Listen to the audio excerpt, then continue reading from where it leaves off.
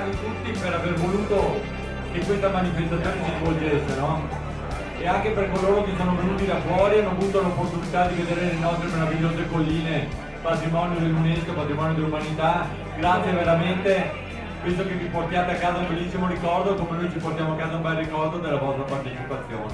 Corre l'obbligo di ringraziare il Presidente Paolo Picco perché ogni anno mi coinvolge nelle cene e io lo rispetto perché veramente è una grande persona. Credo che presieda un club come il vostro, che ogni anno si contraddistingue anche per la beneficenza che fa e per noi è un vero orgoglio del territorio.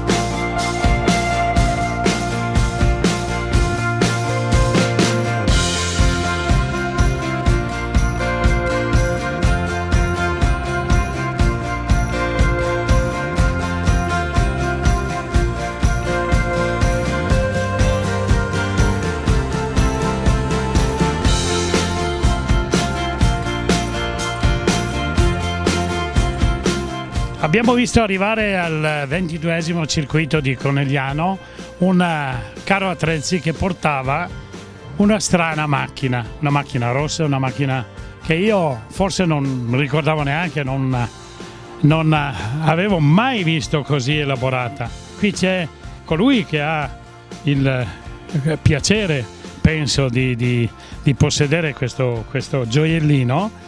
Sì, questa è un'auto della nostra collezione, la Fantini Collection, e non è un'auto elaborata per correre, ma è un'auto che è stata costruita per partecipare alle competizioni che erano organizzate a cavallo tra il fine del 50 e metà degli anni 50.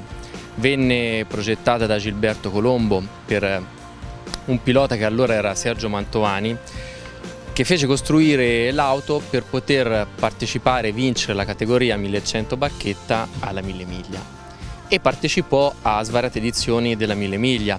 La prima configurazione della vettura non era con i parafanghi larghi come vedete adesso, ma era con il parafango stretto da motocicletta. In seguito, per i regolamenti che obbligarono ad utilizzare questi parafangoni in quanto i sassi schizzavano sul pubblico, applicarono queste appendici aerodinamiche e partecipò con questa vettura a 5.000 miglia.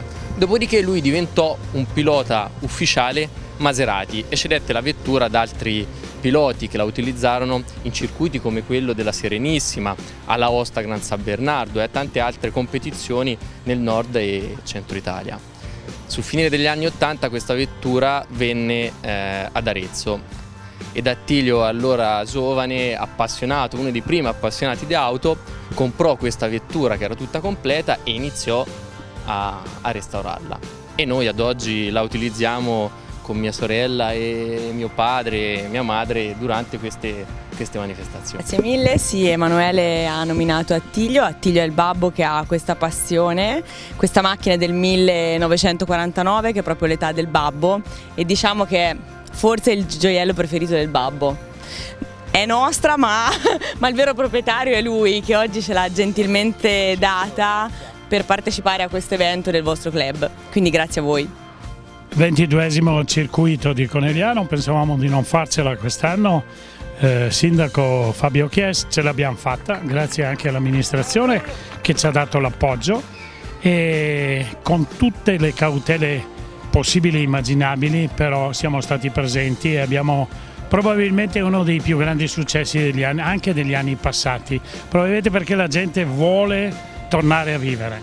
C'è una gran voglia di uscire, una gran voglia di vivere la città e le nostre meravigliose colline. Devo dire che una 22esima edizione meravigliosa, per la quale ringrazio anche il Presidente Paolo Picco per l'impegno, tutto lo staff dirigenziale e tutti i tecnici che hanno fatto in modo che la corsa si potesse svolgere. Auto meravigliose in un panorama che è patrimonio dell'umanità, per cui un connubio incredibile di arte, storia e cultura, perché le macchine d'epoca sono anche questa, arte, storia e cultura del nostro territorio, dell'Italia e del Made in Italy, ma anche di tutte le auto del mondo. Abbiamo visto dei modelli straordinari, come dicevi te, probabilmente una delle più belle edizioni, e ci voleva proprio una boccata di ossigeno in questo senso dopo un periodo che per noi è stato drammatico e che è ancora pieno di incertezze.